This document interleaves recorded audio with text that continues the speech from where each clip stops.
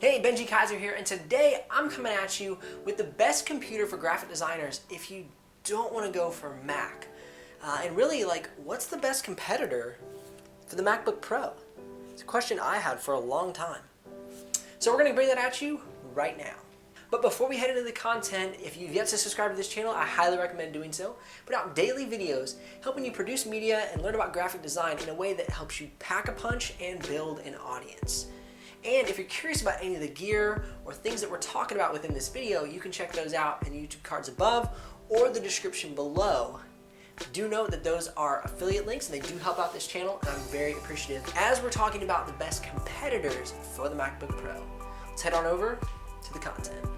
Alright, so for the longest time I thought this was the king of kings and that nothing else could touch it for graphic designers. You know, I thought that was the only way to go. You know, Mac is the only thing you can do with graphic design. But I did a little bit of research and I actually ended up landing on a Windows computer for my main computer as a graphic designer. So let's talk a little bit about the comparisons and the differences and show you the top competitors so that if you want to make the jump towards Windows, you can do that with great confidence. The first thing I'm going to talk about is how much the Macs have limited the amount of inputs on the side of the computers. So that's one thing you're going to notice when switching from Mac to PC. So I'm going to show you my new Dell XPS 15. This is probably my top recommendation for the competitor of the MacBook Pro.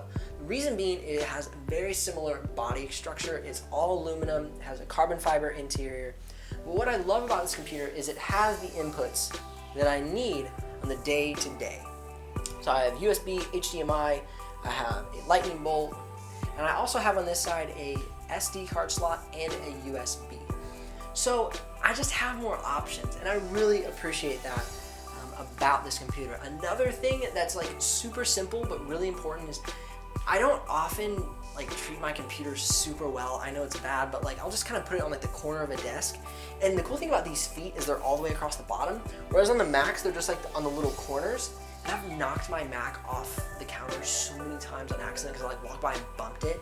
I've been bumping this one and the feet are sticking to the desk like a champ. I know it's really random, but it keeps my computer from getting broken, so I think that's super important. Another thing you want to think about when comparing a Mac product, the MacBook Pro, to Dell or HP or MSI, now Mac is making it to where their computers are not customizable.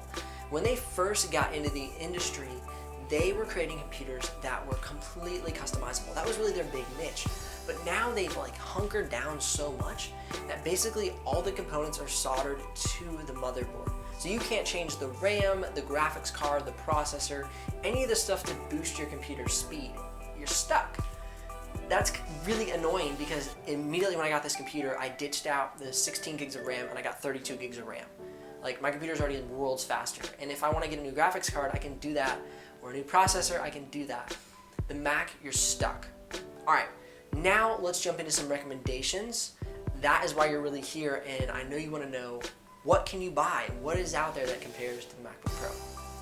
First and foremost, Dell XPS 15, as I told you. It has the GTX 1050 processor, it comes standard with 16 gigs of RAM, i7 processor, and it also has a really thin profile. It's almost the same weight as the brand new 2018 MacBook Pros, which is absolutely incredible. That's why I love it.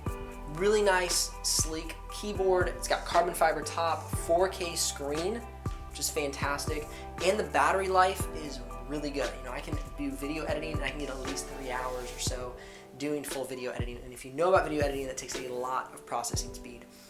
So, top recommendation right there. My number 2 recommendation would be the MSI GS63 Stealth Pro. It has that same thin profile as the Dell XPS 15 and as the MacBook Pro. This doesn't have that aluminum, nice strong aesthetic. So if you really love that about the MacBook Pro, that's why I recommend the Dell XPS 15 first. But this computer comes with all the power that you need. It has a 15-inch screen, it's got 16 gigs of RAM, it's got the GTX 1050, and you can even get higher, you can get 1060, 1070, depending on the model that you go for. Also has the i7 processor, and you can deck it out with whatever hard drive you want. So that's another great model.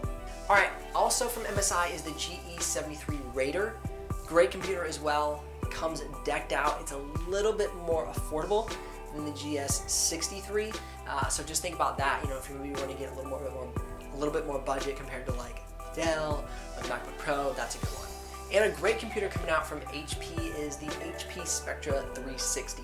This one has the i7 as well, the 16 gigs of RAM, the 512 hard drive, and it just is really equipped to compete with the MacBook Pro. So I hope that's given you some perspective and understanding on why I made the jump to the Dell XPS 15. Like I said, I love my MacBook Pro for the time I had it.